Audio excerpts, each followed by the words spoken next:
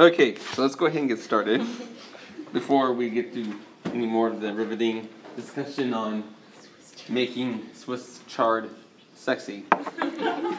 Okay, so we're doing nucleic acids, and once again I wanted to reiterate that not all of the information that we're going to be covering in the talks are going to be in that chapter 8. That's why there's a little asterisk on the calendar.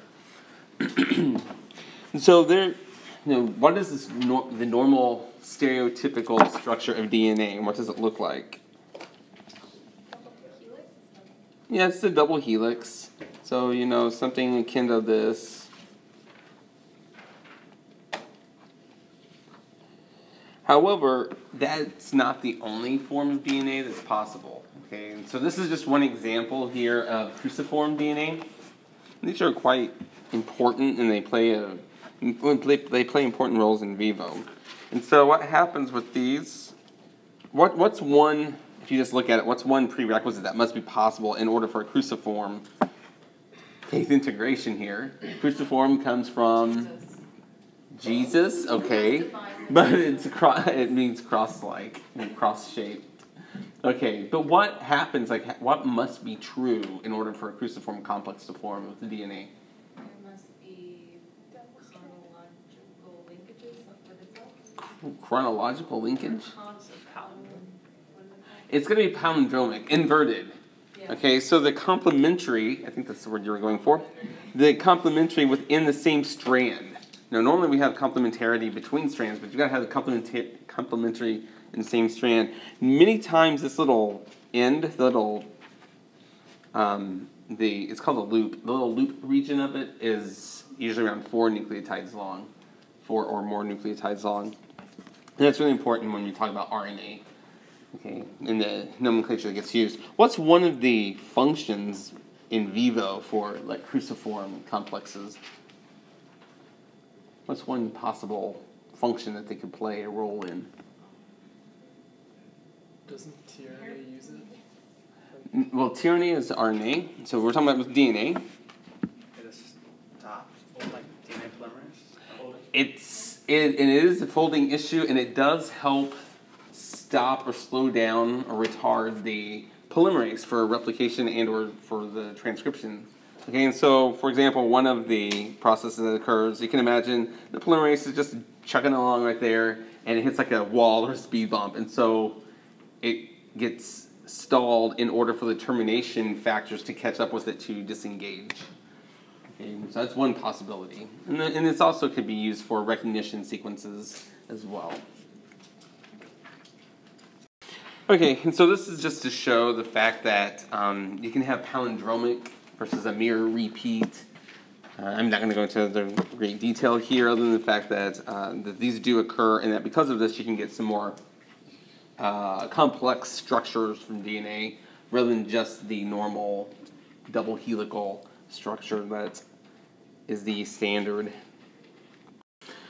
And so what happens here, many times this is like I said, it's called a tetraloop because there's 4 nucleotides, and that's just because of the conformational stability of a tetraloop. And we're going to see a lot of tetraloops with respect to RNA. Okay, that's how RNA can create these really complex structures is one of the ways. So if you just think back to organic chemistry, to where there are certain conformations that are more favorable, for example, the chair versus the boat conformation. Well, with the nucleic acids, this tetraloop, in fact, many times this is not one, but many times it's called a GNRA tetraloop because it's G, the nucleotide in order goes G, N for any nucleotide, R is a purine, and then A is the A. And so those are the most stable. And then you see where there's complementarity within the same strand. And it's called a hairpin. And of course, when you have 2 hairpins together, that's what would create the cruciform. How does the mirror repeat fold on itself? Pardon? How would the mirror repeat? How would it fold on itself? Well, it wouldn't fold in this way. So it depends on what the mirror repeat is a mirror repeat of. Okay, so this is just to show the way that the cruciform would form.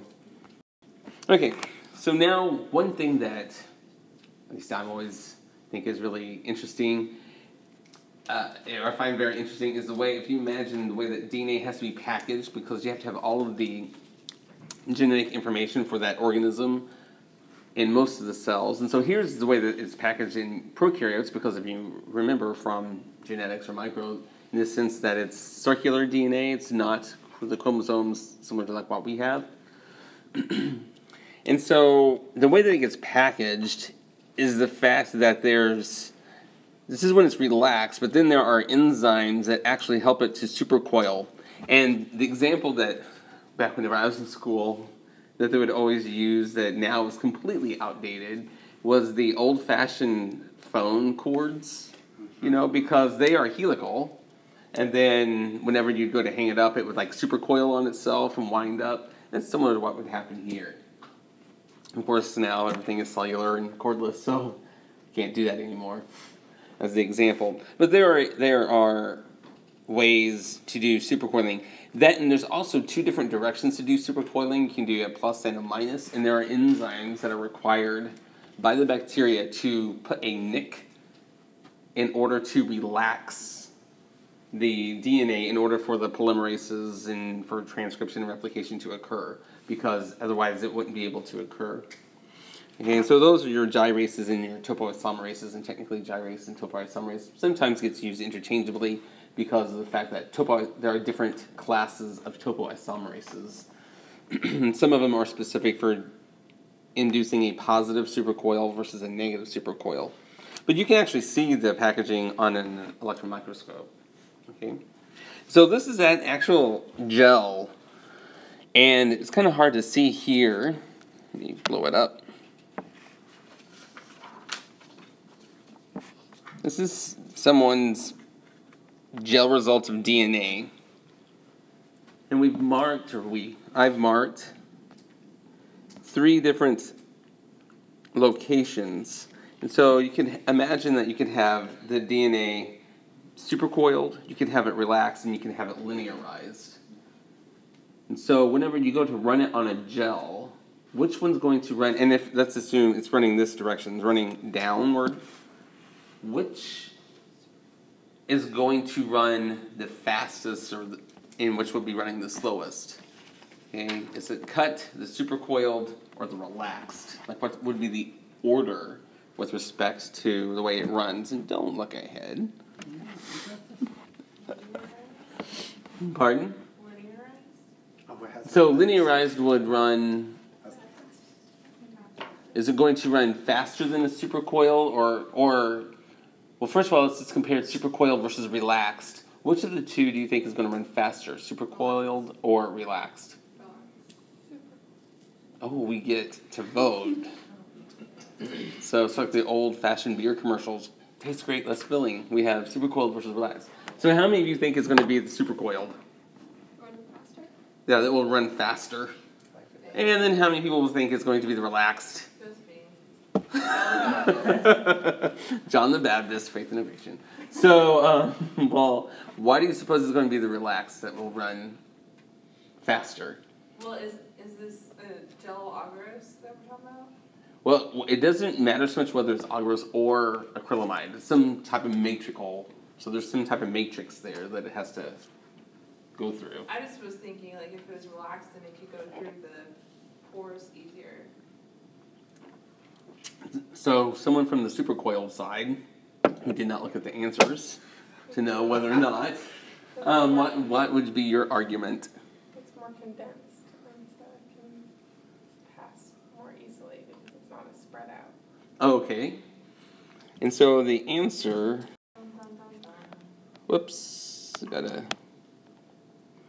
is the fact that the supercoiled actually travels the quickest. And just for that reason, because it's all supercoiled to where there's a lot of DNA, but it's in a very small volume. So it can kind of wiggle through like a snake, so to speak. Linear would then run medium because it's been linearized. So now it's a really long snake rather than a shorter snake. And then the relaxed is actually going to be the one that's, well, it's called the one that's been retarded the most, in the sense that it's going to be more difficult for it to run. And also, many times the relaxed, can even run in multiple, could even look like it has multiple bands because it depends on the shape that it takes as it relaxes. And so that is not uncommon, whereas the linear, it's going to be usually a single band, assuming that you didn't cut it in more than one location, of course. So actually, the idea was correct for both. It was just the theory behind it was just applied. In fact, the fact that we forgot about the shape versus the reasons why. And so now in eukaryotes, of course, we don't have circular DNA. Our chromosomes are packaged much more highly complex. I always throw this in for my forensic science students. The awesomeness of it, I think it's lost on them. But I think it rocks. And so this is the way it's packaged within eukaryotes. I'm going to blow it up and go over each one so that way you can see it better. So first off, of course, we have the traditional DNA double helix, and you can see the relative size. And of course, we have around 6 billion or so base pairs. And this is 20 angstroms. Okay, but now you used to know the exact figure, and I forgot now, where if you take a single cell, not including a gamete, but otherwise a single somatic cell, you could stretch out the DNA. It could go, X. If you could stretch it all the way out, like it'd be such a huge distance for a single cell. And so it's amazing how it gets wrapped up into such a microscopic environment. And so the first order of the hierarchy in DNA structure is the fact that it gets wrapped around the histone proteins. We're going to talk in greater detail about the histone proteins. So they call it beads on the string. To me, it's kind of like spools of thread or a yo-yo kind of look. And the proteins themselves are a little bit more complex in the sense that it's not a single protein. It's going to be a quaternary structure and a quaternary relationship there. And okay, and so now we've gone from 20 angstroms to around 110 angstroms if you did the diameter of one of the nucleosome complexes. Then what happens is that the nucleosomes themselves start to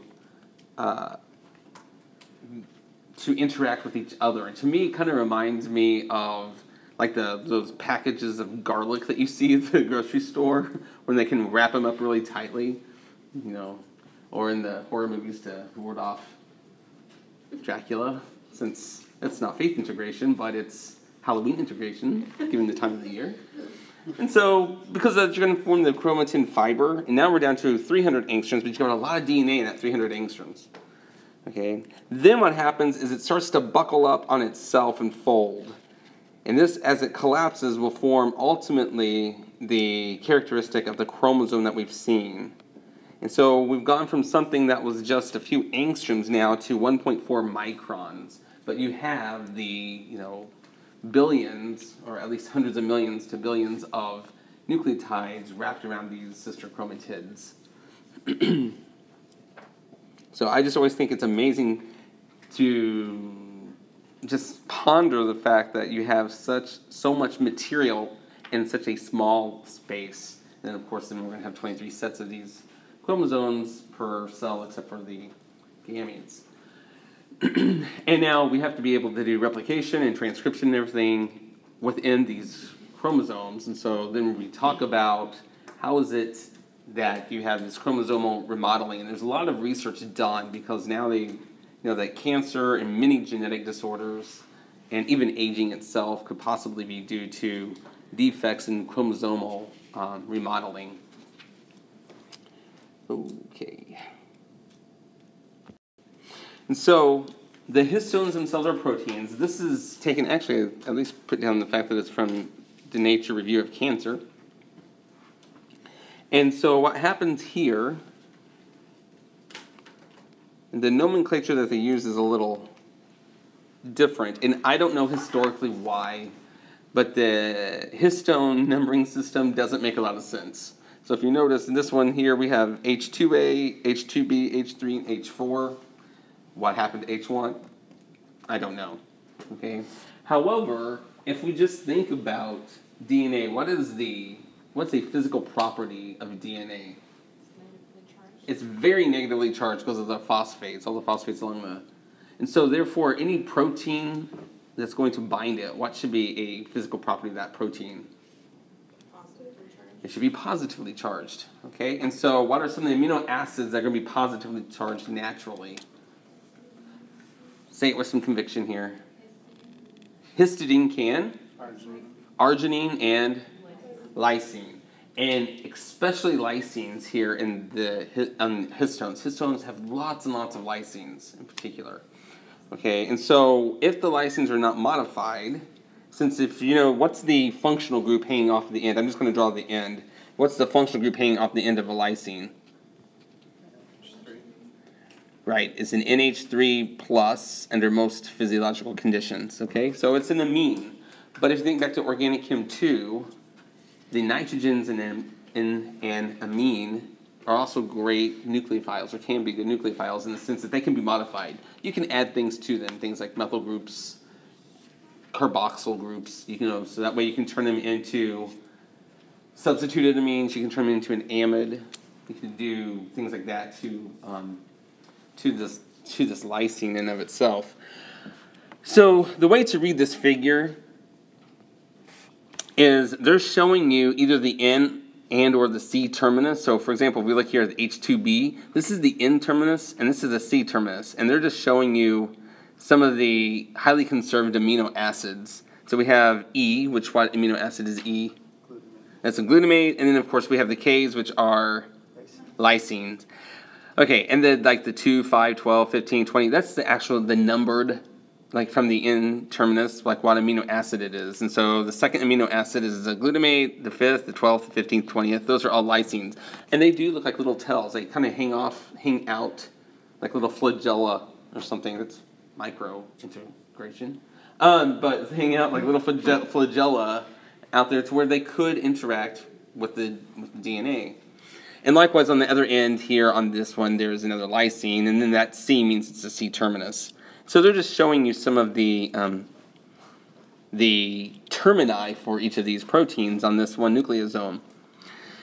Then, and I would want you to be able to explain the logic behind this, they're letting you know what kind of modifications, and there are enzymes that are specific. For example, there's an enzyme that can be specific for lysine number 5 of H2B to do this modification that they've labeled A. And that modification is acetylation. And so what does the acetyl group look like? C-double-O, what, the methyl hang on? Right. So it looks like this. Okay. So that's what that A meant. Now the P that you see, like for example right there, that's a phosphate. And of course phosphates look, let me change the color here, like this.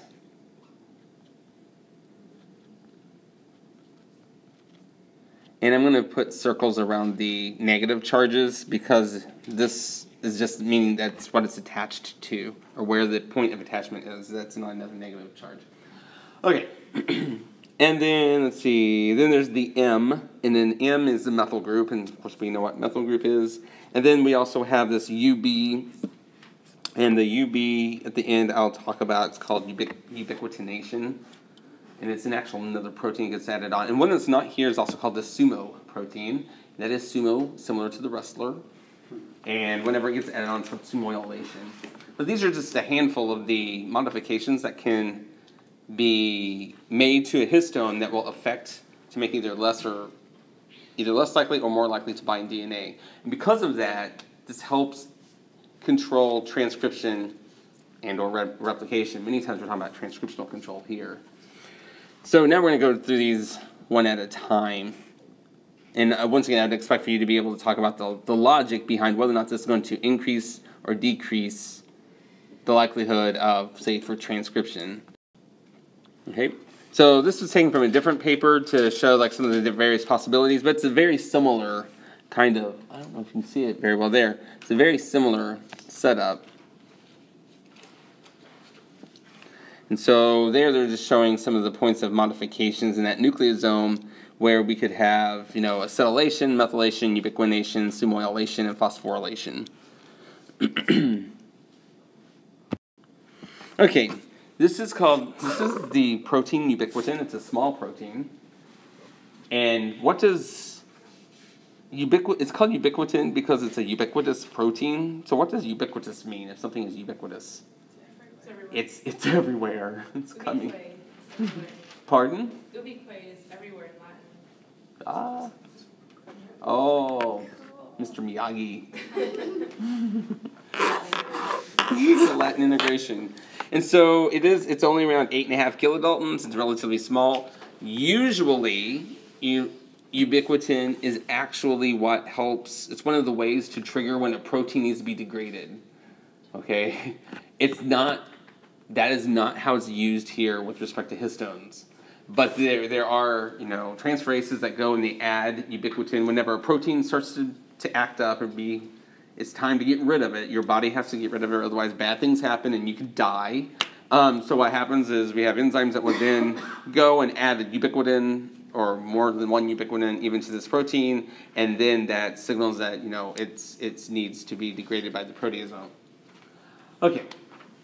However, for histones, that's not what happens. Usually,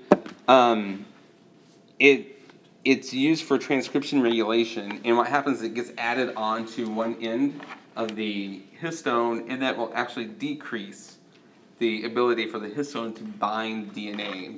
When it decreases the ability for the histone to bind DNA, will transcription increase or decrease? It increases. And so anytime that it's relaxed, then that means that the DNA has more room in order for the, whether we're talking about replication or transcription to occur, more room for the enzymes necessary for those processes to get in and get their business done, so to speak. Thank you. Sumoylation, this is the human sumo protein. It's very similar to ubiquitin, and it initiates an enzyme cascade that helps increase transcription as well. Okay, and it's more recent in when it's found, and I forgot what sumo stands for, but it is not named after the Japanese wrestlers. So, and I know that would be cool, but that is true. That is not. Okay, this is where the logic comes in, and I expect you to be able to logically think about if this will increase or decrease the ability for the histones to bind DNA, and also whether or not it's going to increase or decrease transcription itself. So this is acetylation. The R group is a methyl group, and then this would be the point of attachment. This right here would be the point of attachment. Okay. Otherwise, if this is a longer carbon, then it's called acylation and not acetylation. And so if we have a lysine, so there's a lysine. Once again, I'm just going to draw the amine on it. So there's the lysine. Whenever the acetyl group gets added to it, it's going to look like this. We still have the nitrogen, but now it's gone from being an amine to an amide. Okay? So whenever the acetyl group is on there, is it going to be less likely or more likely to bind to DNA? Less likely, because it's gone from being positively charged to being neutral. Okay, it's still polar, but it's neutral now. So it's less likely to bind DNA. So will it increase transcription or decrease transcription? Transcription increases, because if the histone is not bound as tightly, other proteins can wiggle in. My term, that's not the scientific term. But other proteins can have access to the DNA. And so then transcription can't occur. Okay? So the enzymes that do that are called acetyltransferases, because they transfer acetyl groups. And so we have histone acetyltransferases. Sometimes they're abbreviated as HATs, hats. And then they are very specific for what lysine gets acetylated. Then there are another set of enzymes that remove the acetyl group whenever it's time to turn off transcription. And those are called histone deacetylases, or HDACs. I used to like to call them HDACs, but One group in my lab that I worked in, they worked on a specific, it was HDAC8, and they would get upset if we called it HDAC. I don't know why. But so the deacetylase removes it from the lysine, the acetylase, or I should say acetyltransferase, transfers it to the lysine. So only positive amino acids will be acylated? Well, I mean, for these transferases, they are specific for a lysine, or maybe 2 lysines. It's not even just every lysine, it's very, very specific. Okay, so when you hear that a gene has been acetylated, it's only talking about the lysine. Well, if it's a gene, it's not a lysine because the gene is nucleotide, right? And so those could be acetylated, but they wouldn't be acetylated by a histone acetyltransferase. It would be by some nucleotide acetyltransferase. But yeah, it is an acetyl group that would be, and chances are it's going to be through. Well, it either has to be through a nitrogen or an oxygen. And so, okay. And this is where I'm going to lead. This is where I'm going to end up. This is where we're ending it for the day. If I can talk.